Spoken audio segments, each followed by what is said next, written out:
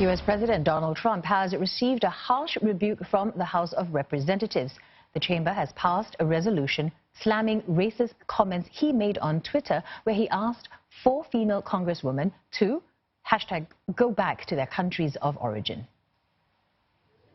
The yeas are 240, the nays are 187. The resolution is adopted. Without objection, the motion to read... And with that, the Democrat-led U.S. House of Representatives voted to condemn what it called recent tirades with the U.S. president against 4 female lawmakers of color. The tweet storm began earlier this week when Mr. Trump told the first-term congresswomen to go back to their home countries if they were not happy with the situation in the U.S.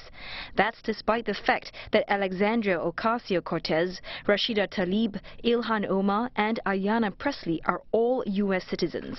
All but Ms. Omar were born in the country. These comments from the White House are disgraceful and disgusting, and the comments are racist. How shameful to hear him continue to defend those offensive words, words that we have all heard him repeat not only about our members, but about countless others. Our caucus will continue to forcefully respond to those attacks on our members, which reflect a fundamental disrespect for the beautiful diversity of America. There is no place, anywhere, for the President's words, which are not only divisive, but dangerous, and have legitimized and increased fear and hatred of new Americans and people of color. Mr. Trump has stuck by his comments. He tweeted that he doesn't have a racist bone in his body and said it was great that only 4 Republicans voted against him. Well, the president's not a racist. The president's not a racist. And I think the tone of all of this is not good for the country. But it's coming from all different ideological points of view. That's the point.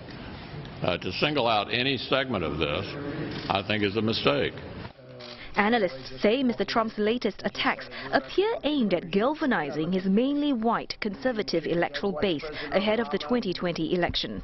A new poll this week showed his approval rating among Republicans rising 5 percentage points to 72%.